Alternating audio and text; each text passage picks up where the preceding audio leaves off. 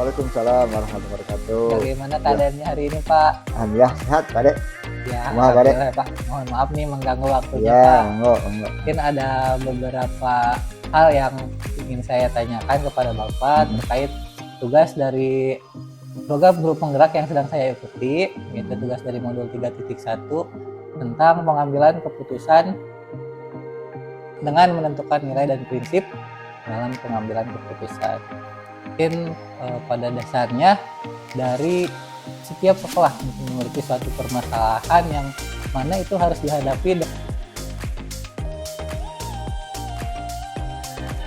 entah itu dengan keputusan yang spontan, entah itu dengan keputusan yang berpikir dengan jangka panjang. Yang pasti setiap permasalahan harus ada pemecahan penyelesaiannya. Nah, mungkin untuk pertanyaan yang ingin saya tanyakan, Pak, nanti ada beberapa pertanyaan. Pertama, mungkin dari selama ini, dari permasalahan yang telah Bapak hadapi, bagaimana Bapak dapat mengidentifikasi sebuah kasus atau sebuah permasalahan, kemudian Bapak mengklarifikasikannya dari atau dilema etika kah, bujukan moral kah.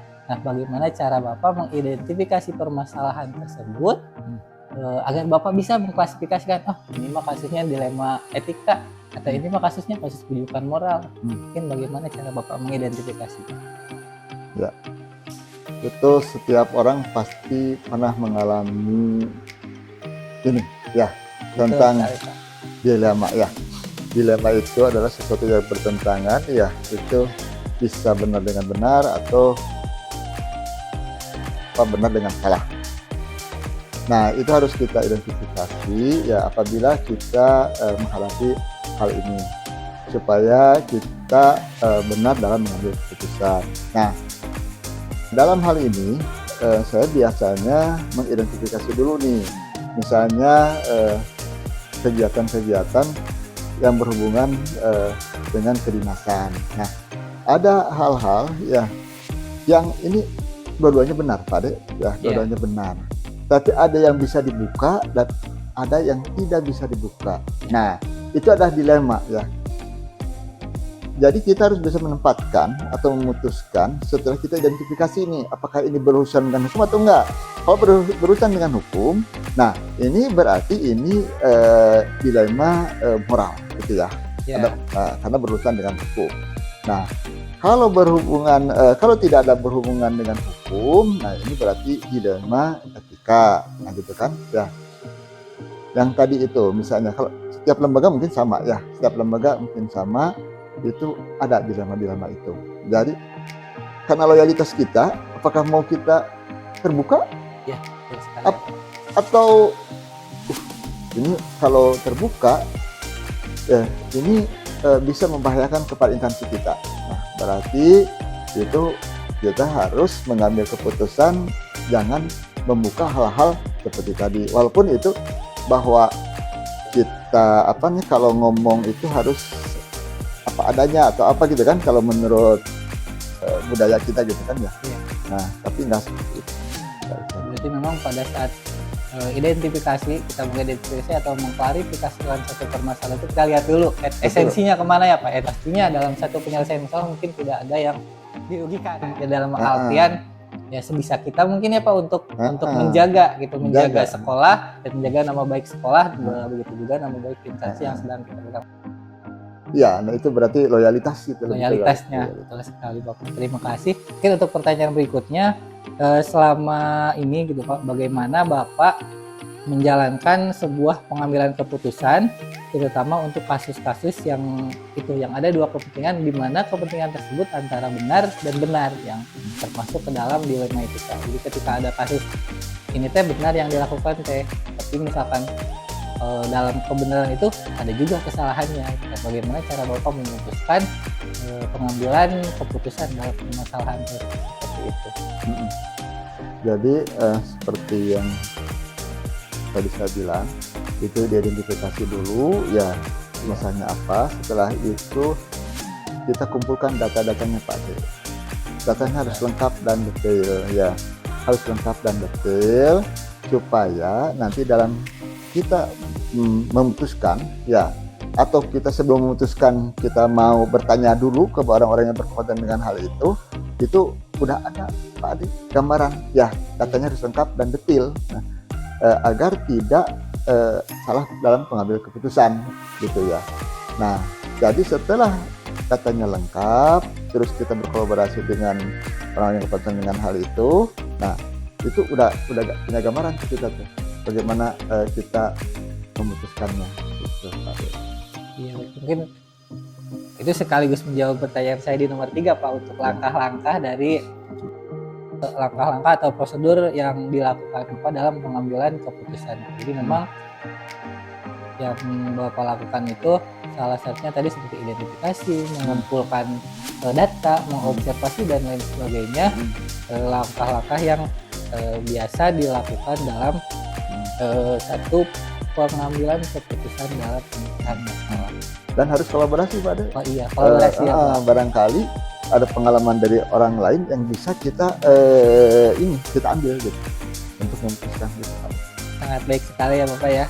Nah kemudian untuk selanjutnya Pak, hal-hal apa saja yang mungkin selama ini Bapak anggap efektif dalam pengambilan keputusan pada kasus-kasus yang itu tadi antara benar dengan benar. Jadi mungkin pertanyaan di sini maksudnya langkah seperti apa yang memang efektif digunakan nih Pak ketika mendapatkan masalah dilema etika yang dihubungkan antara yang benar dan yang benar gitu. Bapak seperti apa cara memutuskannya? Jadi supaya efektif kita dalam mengambil keputusan Pak Ade, kita harus paham dulu apa yang mau kita putuskan. Nah, harus paham dulu nih. Nah, apakah ini merugikan terhadap salah satunya atau enggak. Nah, intinya kalau saya mengambil keputusan yang cepat itu berdasarkan pengalaman-pengalaman dalam memutuskan masalah. Nah, apabila misalnya ada ada masalah-masalah yang sama, itu biasanya lebih efektif, nggak usah lagi kolaborasi atau nanya-nanya karena kita udah sering. Oh, masalah ini mah biasanya begini. Lebih ke intuisi lah kalau itu mah. Ya, baik. Mungkin pada saat lebih efektif untuk menyelesaikan masalah itu ketika masalah itu datang, akan satu masalah datang masalah lain tapi esensinya masih sama, permasalahan tersebut esensi masih sama, berarti bisa digunakan lagi ya Pak untuk cara yang telah digunakan dalam penyelesaian masalah. Baik Bapak, terima kasih. Nah kemudian mungkin salah satu yang menjadi tantangan Bapak pada saat menyelesaikan permasalahan ya termasuk ke dalam dilema etika itu apa? Untuk dalam penyelesaian permasalahan pasti ada tantangannya Pak. Ada berbenturan dengan berbenturan dengan Mungkin itu yang menjadi tantangan buat saya apabila dilema itu berbenturan langsung dengan saya terutama ya. Sehingga kalau saya salah langkah dalam memutuskan hal itu bisa sangat merugikan atau membahayakan diri saya sendiri. Nah, kalau seperti itu, tantangan seperti itu biasanya saya itu lebih ini Pak. Tadi selain saya mencari informasi dari orang-orang yang kompeten, juga kembali lagi tadi saya pasti mengumpulkan dulu nih informasi ini atau data-data ini ya dengan lengkap gitu Pak. Nah, kalau misalnya wah ini masih berbahaya buat saya, nah biasanya saya tunda dulu pada ini gimana nih timing yang tepat kapan nih, nah gitu. Biasanya pada timing yang tepat nanti yang tadinya menurut saya bahaya itu menjadi tidak bahaya. Berarti memang kita harus menunggu dulu menunggu dulu situasi yang tepat dalam penyelesaian masalah, di mana ada ketika ada tantangan yang memang menurut Bapak itu membahayakan. Jadi tantangan itu ada bahaya antara bahaya untuk instansi dan bahaya untuk diri sendiri. Di situ mungkin letak tantangannya ya Pak. Iya. Baik Bapak, nah untuk dalam penyelesaian masalah ini sendiri nih Pak, ketika ada permasalahan dilema etika, Bapak menyelesaikannya biasanya nih Pak, biasanya spontan menyelesaikan atau misalkan ada jadwal tertentu untuk menyelesaikan? Maksud jadwal itu mungkin berapa hari, berapa bulan gitu, mungkin di jadwal sebelumnya. Ada nggak Pak kalau misalkan dalam penyelesaian dilema etika yang biasa Bapak hadapi? Ini tergantung dilemanya Pak. Dilemanya apakah ini dilemanya berat atau ringan. Kalau ringan cukup dengan intuisi tadi kan. Tapi kalau berat itu harus kita schedule-kan dengan baik Pak Ade, karena harus ada pendukung untuk menyelesaikan masalah itu. Nah, misalnya kasusnya berhubungan dengan sekolah ini memerlukan legalitas atau sertifikat ya. Nah, kata orang ini nggak usah ada sertifikat, ini kan udah negeri nggak usah tanahnya di sertifikat buat apa gitu kan. Nah, kalau orang awam kan gitu. Nah, di sisi lain ya ini penting Pak Ade, sertifikat ini ya.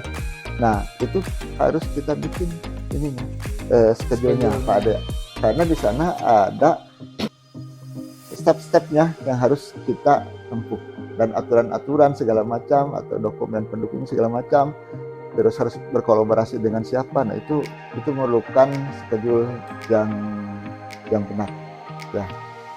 Jadi mungkin kembali lagi ya, tergantung ke permasalahan apa yang kita hadapi, tatkala di mana kita harus mengambil keputusan secara spontan dan terjadwal ya Pak. Terjadwal juga berarti memang kalau yang terjadwal mungkin saya ambil kesimpulan untuk permasalahan yang menyangkut kepada lintas instansi kah atau lintas atau ada pihak lainkah yang harus dihubungi, mungkin seperti itu ya. Baik Bapak. Nah, kemudian untuk selanjutnya Bapak, adakah seseorang atau faktor apa saja selama ini gitu yang memang mempermudah Bapak atau membantu Bapak dalam menyelesaikan permasalahan yang ada, baik itu permasalahan etika, permasalahan rujukan moral ataupun dilema etika? Itu yang biasanya membantu saya itu biasanya orang-orang yang dekat dengan saya ya, sehingga saya dalam menyampaikan masalah itu saya benar-benar ada rasa aman ya.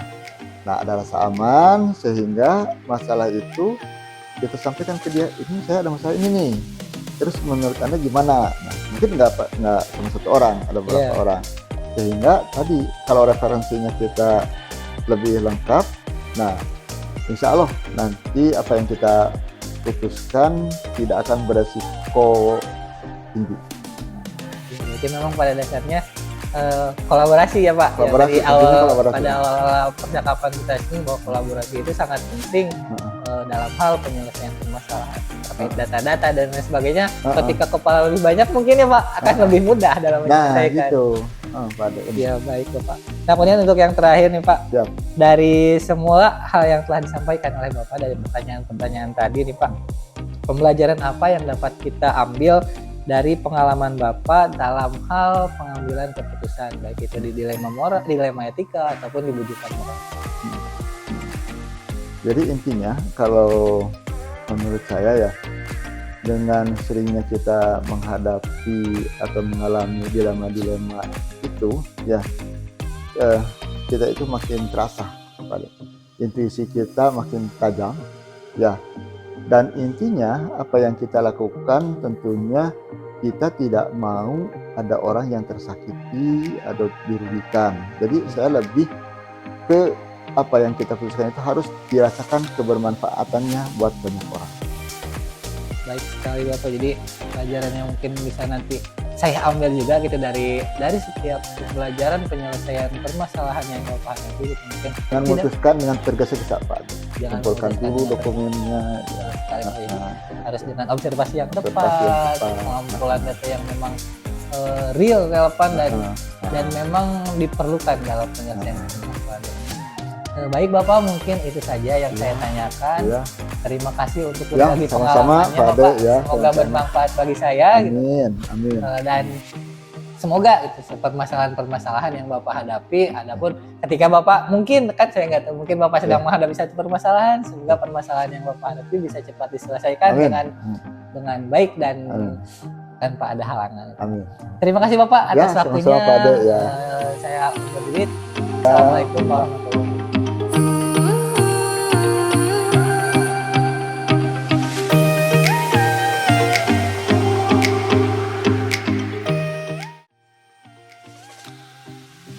Assalamualaikum Ibu. Waalaikumsalam. Selamat malam. Bagaimana keadaannya hari ini Bu? Selamat malam. Alhamdulillah sehat. Alhamdulillah sehat ya Bu. Ibu mohon maaf saya mengganggu waktunya, berhubung dengan tugas saya Ibu dalam program Guru Penggerak. Di sana ada tugas di demonstrasi kontekstual di modul 3.1, perihal pengambilan keputusan berbasis nilai kebajikan sebagai seorang pemimpin. Nah, di sana saya bertugas untuk melakukan wawancara terhadap beberapa kepala sekolah, yang mana beberapa pertanyaan yang mungkin akan saya ajukan berkaitan dengan proses pemecahan permasalahan yang biasa Ibu lakukan di sekolah. Mungkin pada intinya di setiap sekolah mungkin selalu ada permasalahan ya Bu ya. Dan di situ kami ingin belajar bagaimana cara seorang kepala sekolah untuk menyelesaikan satu permasalahan. Bisa dibantu Ibu untuk menjawab pertanyaan-pertanyaan tersebut? Boleh, insya Allah. Semoga tidak mengganggu waktu Ibu ya, waktu istirahat, karena memang Insya Allah nanti dijawab ya. ya Ibu, terima kasih banyak. Mungkin langsung saja ya Bu ya. Baik Ibu, untuk pertanyaan pertama nih Bu, selama ini bagaimana Ibu dapat mengidentifikasi kasus yang merupakan dilema etika atau bujukan moral Bu? Ya, sebelumnya kita harus mengenali bahwa di dalam permasalahan tersebut ada nilai-nilai yang bertentangan. Nah, ya setelah itu baru kita mengumpulkan informasi, mengumpulkan data yang relevan dengan permasalahan tersebut. Nah, habis itu baru kita adakan pengujian benar atau salahnya. Kalau benar lawan benar berarti itu dilema etika ya Bu. Ya. Kalau salah baru itu bujukan moral, seperti itu. Nah, kalau sudah ketemu hal seperti itu baru kita bisa mengambil keputusan. Oh iya, baik sekali Bu ya. Jadi diidentifikasi dulu itu apakah dilema etika atau bujukan moral berdasarkan dari karakteristiknya, benar lawan benar atau benar dengan salah ya Bu ya. Ya.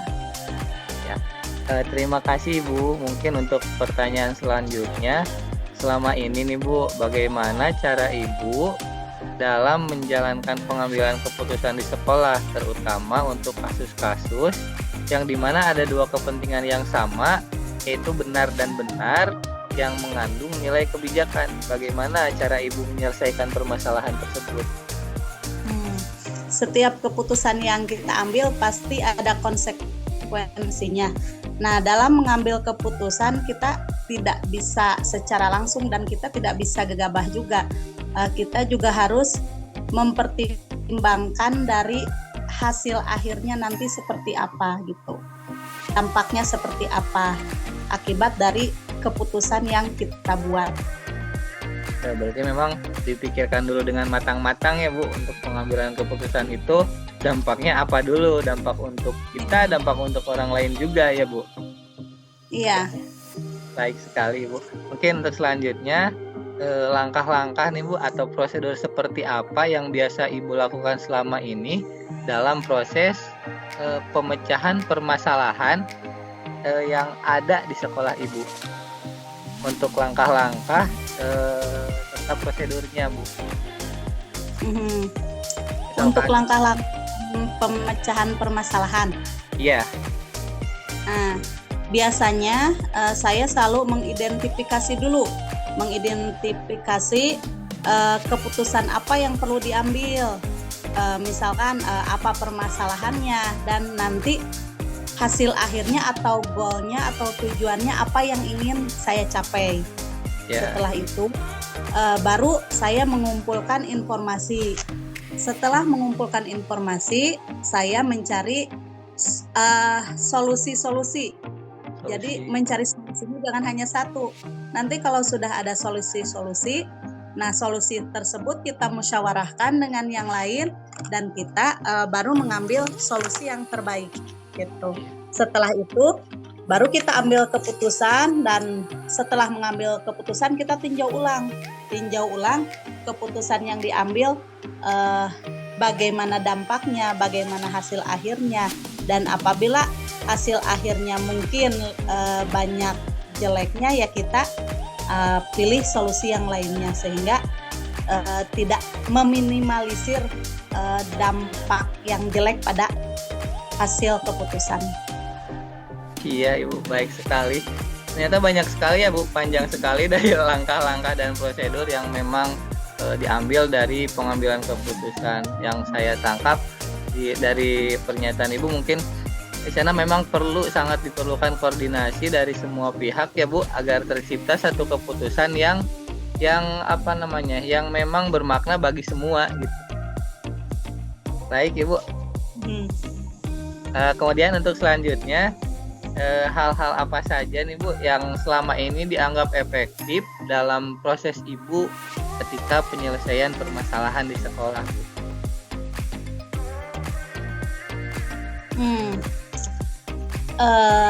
Yang efektif apabila komunikasi dengan rekan ataupun di lingkungannya, komunikasinya berjalan lancar, terus kita berhubungan baik juga. Jadi apabila ada permasalahan, kita tidak langsung yang mengalami perdebatan yang cukup gimana gitu. Nah, kalau komunikasinya lancar, komunikasinya baik, setiap permasalahan pasti ada solusinya. Iya, jadi kurang lebih sama dengan yang tadi ya Bu ya. Kolaboratif adalah kunci utama dalam penyelesaian efektif suatu permasalahan ya Bu ya. Ya, baik sekali Ibu. Nah, kemudian untuk selanjutnya nih Bu, apakah Ibu memiliki sebuah jadwal atau misalkan jadwal tertentu ketika Ibu menyelesaikan sebuah permasalahan yang di dalamnya terdapat dilema etika nih Bu. Nah, kemudian apakah Ibu menyelesaikan permasalahan tersebut secara langsung ataukah terjadwal gitu, misalkan berapa hari, bulan atau minggu seperti itu Bu? Tergantung kepada permasalahannya. Kalau misalkan permasalahan tersebut harus ditangani secara langsung, mau tidak mau kan kita harus berkoordinasi secara langsung, mengambil keputusan secara langsung. Tapi apabila permasalahannya memang perlu kita ujinya, misal harus kita mengumpulkan data terlebih dahulu gitu, sehingga nanti tujuan yang kita capai juga lebih memuaskan, itu biasanya kalau di sekolah saya 1 bulan sekali pasti ada jadwal gitu, ada jadwal untuk kasih permasalahan-permasalahan, misal dalam permasalahan pembelajaran gitu atau permasalahan apapun. Ya, berarti memang sudah ada jadwal tertentu ya Bu untuk mengkaji permasalahan yang ada di sekolah, tapi dalam rangka pengambilan keputusan tergantung ke dalam situasi dan kondisi permasalahan tersebut ya Bu, lebih fleksibel lagi mungkin untuk penyelesaian permasalahan yang dilakukan.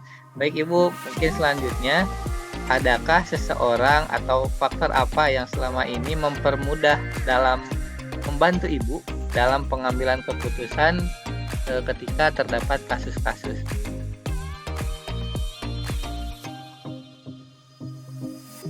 Halo Ibu. Ya. Tadi putus-putus. Oh iya, saya ulang ya Bu. Boleh diulangi? Ya, siap. Adakah seseorang atau faktor-faktor yang selama ini mempermudah Ibu atau membantu Ibu dalam proses penyelesaian permasalahan, baik itu dilema etika ataupun bujukan moral nih Bu? Tentunya pasti ada. Kita kalau bekerja kan tidak bisa sendiri. Kalau misal di sekolah saya dibantu dengan wakasek, dibantu dengan guru-guru gitu. Adapun faktor-faktornya tadi, kolaborasi, koordinasi, komunikasi yang baik. Ya, berarti memang itu ya. Kunci dari segala kunci itu adalah kolaborasi dan koordinasi. Ketika kita menjalin hubungan baik dengan semua orang ya Bu, permasalahan seperti apapun akan lebih mudah untuk dihadapi ya Bu ya. Ya, baik sekali Bu. Kemudian untuk yang terakhir nih Bu, mungkin pertanyaan penutup dari saya. Dari semua hal yang telah Ibu sampaikan, mungkin pembelajaran apa nih Bu yang yang dapat saya petik atau yang dapat saya ambil, sehingga saya memiliki pengalaman untuk proses penyelesaian permasalahan jika suatu hari saya menghadapi permasalahan seperti yang Ibu alami. Oke.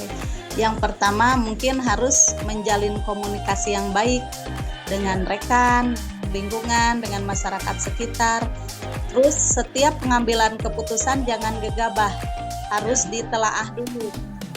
Tuh, harus dihormati dulu dan nanti dipikirkan juga dampaknya. Dampaknya apakah baik gitu, apakah baik hanya untuk kita, apakah baik untuk semuanya gitu. Jangan sampai keputusan yang kita ambil baik untuk kita tapi merugikan untuk orang lain. Iya.